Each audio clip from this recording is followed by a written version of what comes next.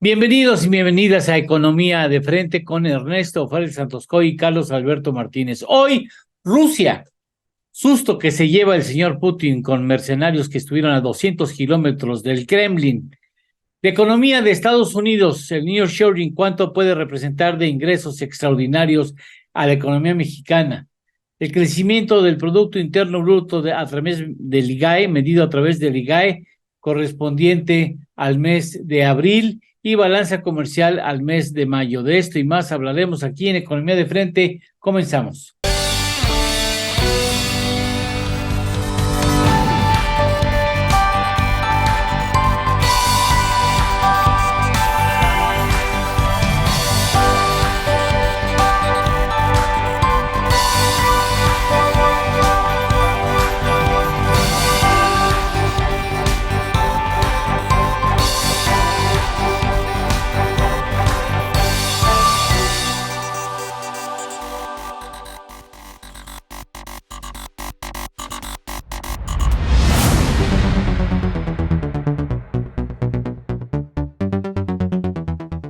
Ernesto Fárez Santoscoy, gracias por estar aquí con nosotros, como siempre, como cada semana, gracias. ¿Cómo estás, Eduardo? ¿Qué tal, amigos?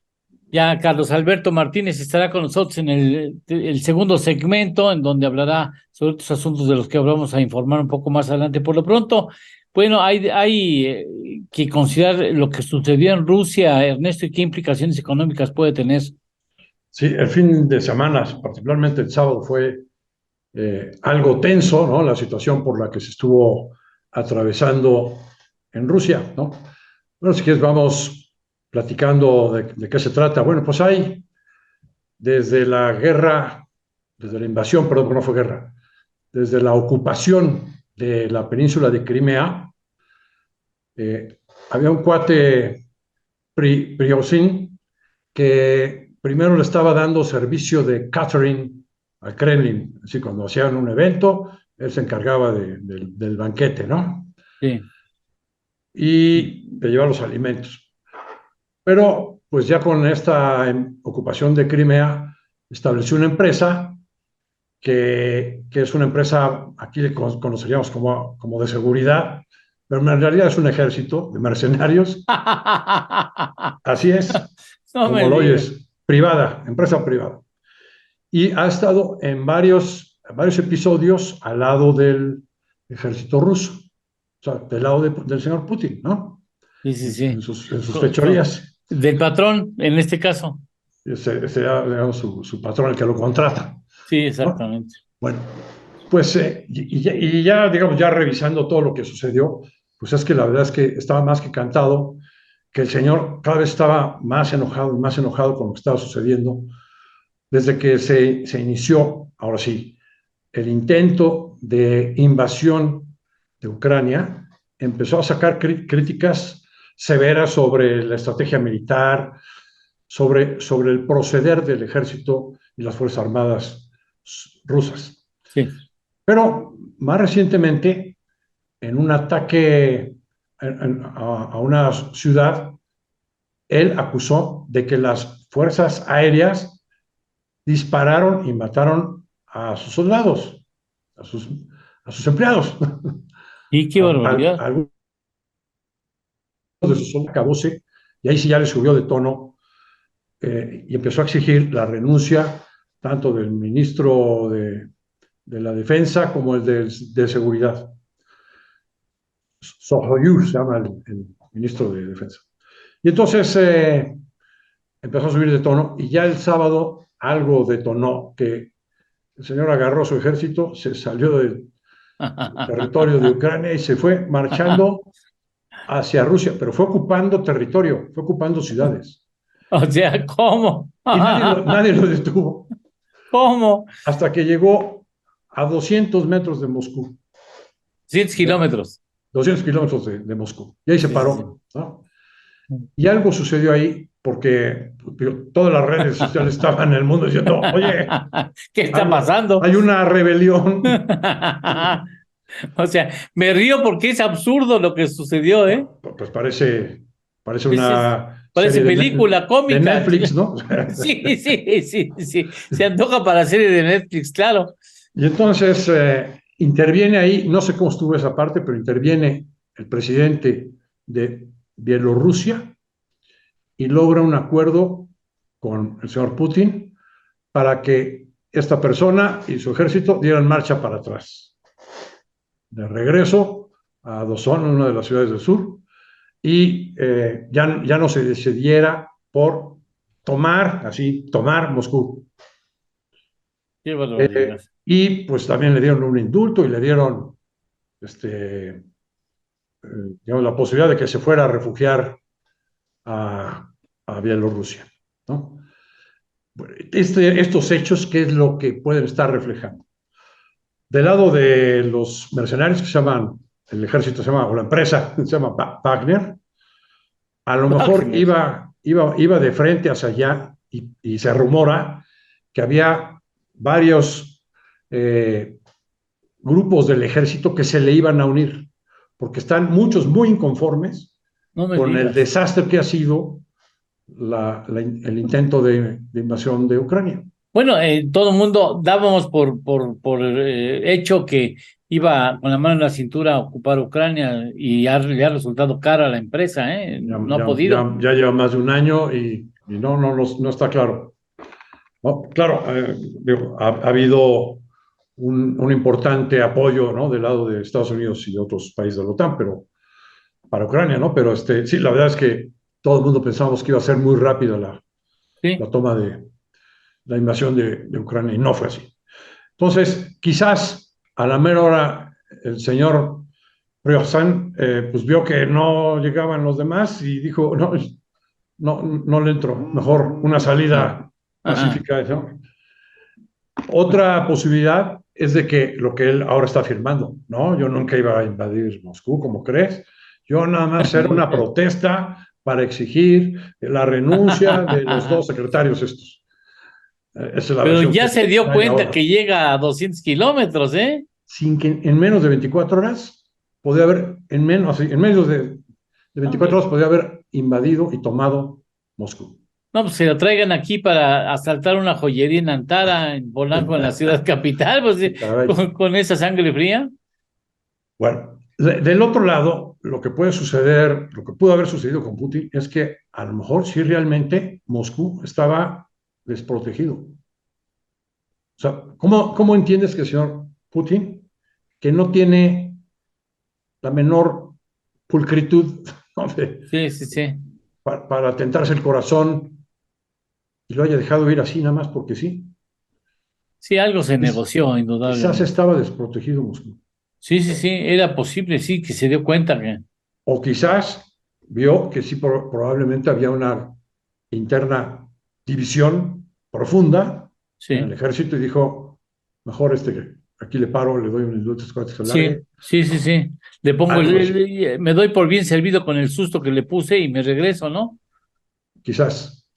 Entonces, de los dos lados hay esa incógnita, pero pues, digamos, aquí se ve que esta aura de todopoderoso, de tener el control absoluto Sí, de Rusia que tenía Putin, sí. ya no está ahí.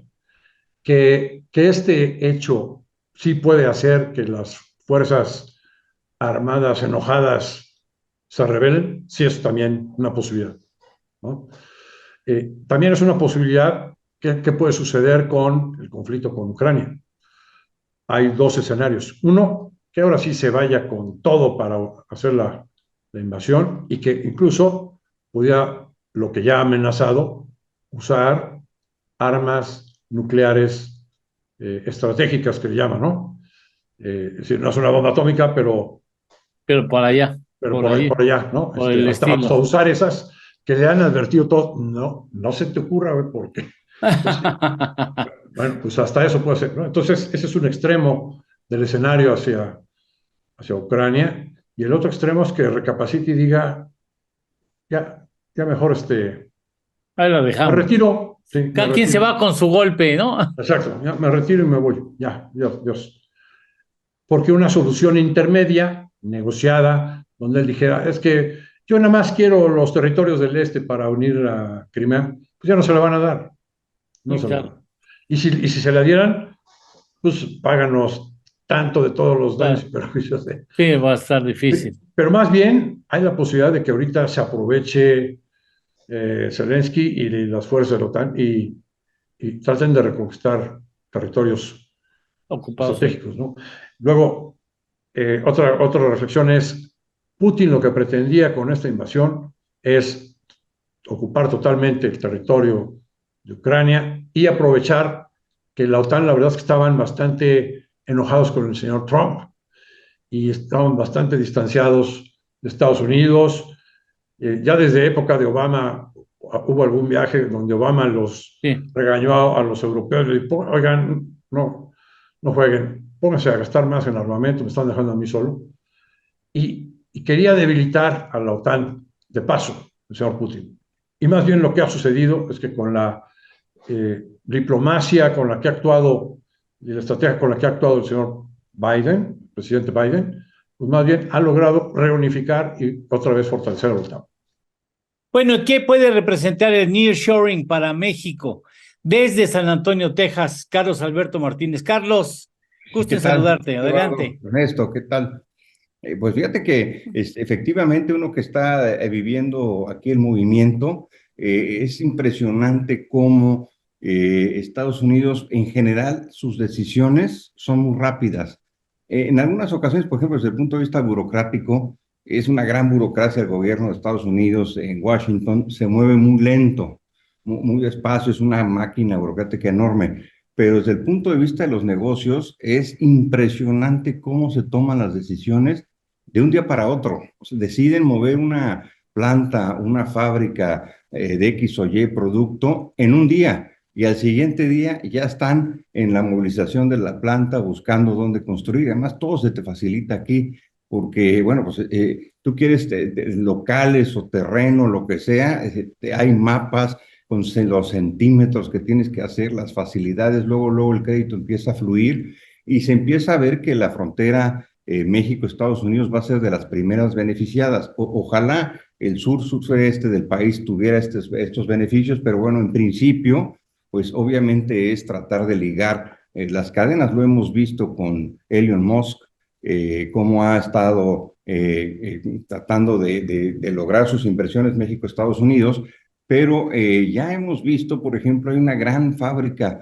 de la segunda principal proveedora de herramientas en Estados Unidos, simplemente estaba en China y ya no pudieron surtir, etcétera, debido a la pandemia, las cadenas de valor, etcétera, y se están instalando en Torreón, por ejemplo, en la Ciudad de México, y con eso te diría todo. Hay una posibilidad enorme de mueblerías, por ejemplo, todas estas mueblerías que pueden hacer esta capacidad para anaqueles de cocina, mostradores de sucursales bancarias, mostradores de aviones, de aeropuertos, etcétera, hoteles. México lo puede proveer, hay una capacidad instalada muy interesante, la industria farmacéutica también, en México tiene una larga trayectoria y efectivamente Estados Unidos lo que está haciendo es tratar de recomponer su capacidad industrial y de producción y esperemos que esto también derive de su capacidad de diseño y de innovación tecnológico, ¿no?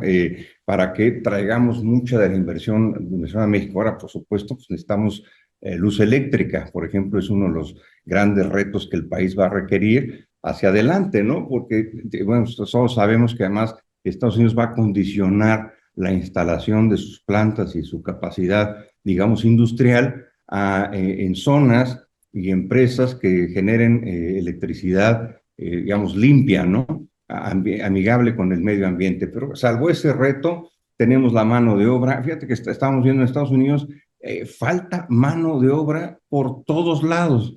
Y en la frontera estás observando que hay miles de personas Sí, detenidas hombre. en jaulas Sí, hombre. como Como mandadas a animales. México, y Sí. aquí se está requiriendo, ahorita que andamos por aquí dando un recorrido en San Antonio, Texas, pues sí lo que tienes es espectacularmente que faltan gente, meseros, garroteros, gente de la construcción, carpinteros, fontaneros, choferes, mecánicos, en otros niveles, enfermeras, médicos, no hay. no hay manera de conseguirlos, ¿no? Y esa va a tener que ser una cuestión que se acelere muy rápido, porque si no hay gasolina, pues sí, si no hay mano de obra, la maquinaria se calienta, ¿no? Necesitas 20 caballos de fuerza y no puedes andar con 2, 5, ¿no? Estados Unidos va, aunque sus señales económicas, las hemos platicado aquí en el espacio, son mixtas, es una sociedad, es una economía que recesiva, avienta miles de empleos, y oportunidades de inversión impresionante. Fíjate que hoy en la mañana dio a conocer la Reserva Federal que aplicó pruebas de estrés a los 28 bancos más grandes del país, y Ya. los 28 bancos la pasaron las pruebas sin ningún problema. Quiere decir que hay capital, que hay dinero. Las tasas pues, obviamente estarán altas y el año que entra, pero una vez que las tasas empiecen a bajar y la maquinaria se acelere, no, a Estados Unidos no lo para nadie, ¿eh? Su capacidad de hacer negocios es impresionante, y hay muchos mexicanos, que están tratando de hacer negocios en Estados Unidos, abrir franquicias de restaurantes, abrir farmacias. Entonces, esta parte también va a ser muy importante porque la comunidad latina cada vez pinta más en este país, y por supuesto en los estados de la frontera, pero ya prácticamente no hay estado de la Unión Americana que no tenga latinos en grandes cantidades, con muchas ganas de trabajar. Ya inclusive llegan especializados, ya no llega el wash and well Ajá. ya no llegan que se dedica a todo, ¿no? Sino que ya empiezan a llegar pues cocineros, meseros, pero especializados, ¿no? Mecánicos, vendedores, gente que asista al sector financiero. Están surgiendo una cantidad importante, por ejemplo, de fundaciones que están ayudándole a los latinos a incorporarse al sector financiero, que sepan pedir una tarjeta de crédito, que sepan usarla, que sepan pagar, que tengan acceso a un crédito para un automóvil, eventualmente pues para su casa. Va a haber muchas oportunidades, tanto de inversión en México para surtir el mercado de Estados Unidos, que es gigantesco, Sí. como también para mucho trabajador que esté en México de manera legal, quiera venir a Estados Unidos, va a haber trabajo suficiente, ¿eh? Sí, es espectacular lo que estoy viendo, y las oportunidades para México son gigantescas, ¿verdad? Antes de ir con los indicadores en México, hay que mencionar indicadores en Estados Unidos que, bueno, causan extrañeza, para decirlo menos, Ernesto. Sí. Lo mismo que está sucediendo en el mundo, hay unos indicadores que se llaman índices de gerentes de compra, que cuando están arriba de 50 puntos implican expansión, abajo de 50 puntos implican contracción, y se producen en varios países, tanto para el sector de manufactura como para el sector de servicios, que le llaman no manufacturero. Bueno, a nivel global y en Estados Unidos se ve lo mismo. La manufactura en general en el mundo está ya en contracción, particularmente en Estados Unidos, con los datos que se están dando a conocer preliminares de mayo, se estarían ya acumulando 8 meses continuos de ver este indicador en la manufactura abajo de 50 puntos. Ya en niveles de 46 unidades se implican ya una recesión en la manufactura. Y esto lo comentamos pues porque para el caso de México es el sector más relevante, ¿no? para la economía exportadora de México. Sin embargo, los indicadores del sector servicios en general todavía se ven arriba de 50 puntos, todavía muestran expansión en lo que es el mercado interno de los diferentes países. Sin embargo, sí hay también una tendencia de desaceleración, ¿no? Cuando ambos indicadores estén abajo de 50 puntos, por ejemplo, en Estados Unidos, 2 o 3 meses, ya te estarán diciendo, ahora sí ya viene la recesión, ¿no? Por lo pronto, no. Por lo Por lo pronto no es pronto así. no. ¿Sería en el 2023? ¿Existe posibilidad todavía de que sea en el 2023 la recesión en Estados Unidos? Sí, aunque Sí cada hay. vez aunque cada vez es menos la probabilidad. En el Hay que recordar, 2024 sí. en el 24 sí es cada vez más probable. Hay que recordar al auditorio que vamos a ver todavía 1 o 2 incrementos en la tasa de interés por parte de la Reserva Federal. Perfecto. Todavía no ha terminado su tarea y eso afectará a futuro más la actividad económica. Bien, en el caso de los indicadores mexicanos, ¿qué Bien, dicen? tuvimos el indicador IGAE para la economía de México para el mes de abril. ¿Qué es lo que nos dice ese indicador? Déjame ver. vamos a ponerles aquí el cuadro, ¿no? Pero el cuadro está saliendo arriba de lo que todo el mundo estimábamos. Un crecimiento superior al 3% en el mes de abril, 3.3. Y dentro de ese 3.3, si lo vemos con lupa hacia el interior, hay un crecimiento del 3% en el sector agrícola, que es el más pequeño, pero es un crecimiento importante del 3% anual. Las actividades industriales, que es tanto la manufactura como la construcción, creciendo 1.6. Y el sector del mercado interno, el sector terciario, los servicios, creciendo al 4.1%. Si todavía el crecimiento de la economía mexicana, podríamos decir, está liderado principalmente por el mercado interno, aunque usted no lo crea, y eso tiene que ver también con la creación de puestos de trabajo, con el incremento de los salarios, con el incremento de las remesas, con el gasto social que ha favorecido, digamos, el dar dinero, las dádivas clientelares, pero que también favorecen el consumo, ¿no? Si lo vemos a tasa anual, el crecimiento fue del 0.8 mensual, no es malo. Sí. Las actividades primarias creciendo 1.2, la industria 0.4 y el sector terciario 1% mensual, muy fuerte. Bien, perfecto. ¿Algún otro? Ahora, La balanza comercial también está. Sí, ¿cómo vemos el mes de mayo? Con nuestro indicador anticipado, el IBAN, que es el más oportuno, Sí. tenemos una estimación de 3.4% para el IGAE de mayo. El INEGI, en sus estimaciones oportunas, veía 2.4 para abril y 2.7 para mayo. También nosotros veíamos un crecimiento del 3% en abril. Entonces, esos indicadores oportunos del INEGI se quedaron cortos en el mes de abril. Y creo que se van a volver a quedar cortos con el 2.7 estimado para el mes de mayo, porque todavía en el mes de mayo se ve todavía más actividad económica. Y parte de esa actividad económica está en la pregunta que estabas haciendo de la balanza comercial, que salió también esta semana, y que nos está dando unos números que son impresionantes. Fíjate, por ejemplo, las exportaciones totales están creciendo a tasa anual 5.8%. Hay una caída muy fuerte en las exportaciones petroleras porque hay menor exportación de crudo, porque a su vez hay menos producción, pero también porque el precio se ha caído. Entonces hay una caída del 28% anual en las exportaciones de petróleo. Sí. Pero en lo que es las exportaciones no petroleras, hay un crecimiento del 8.6%. Y dentro de esas no petroleras creciendo al 8.6%, destacan muy fuertes las agropecuarias, 4.9%, luego las manufactureras creciendo 9.5%. Buen dato. Y dentro de esas manufactureras, las automotrices creciendo 26%. Excelente dato, sí. Excelentes datos. Del lado de las importaciones, las importaciones totales están creciendo a solo el 1.4%.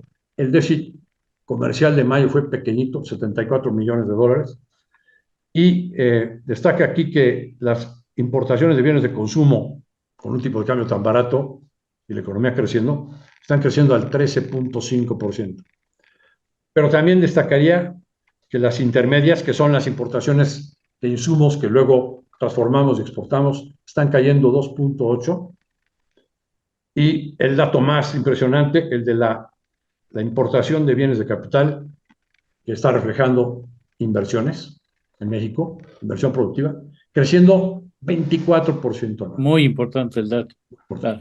Nuestra estimación, repito, para el IGAE preliminar para el mes de mayo, es un crecimiento del 3.4%. Pero a lo mejor nos estamos quedando cortos. El segundo trimestre, al igual que el primero, podríamos estar creciendo arriba del 3%. Igual. Todo el semestre, igual, arriba del 3%.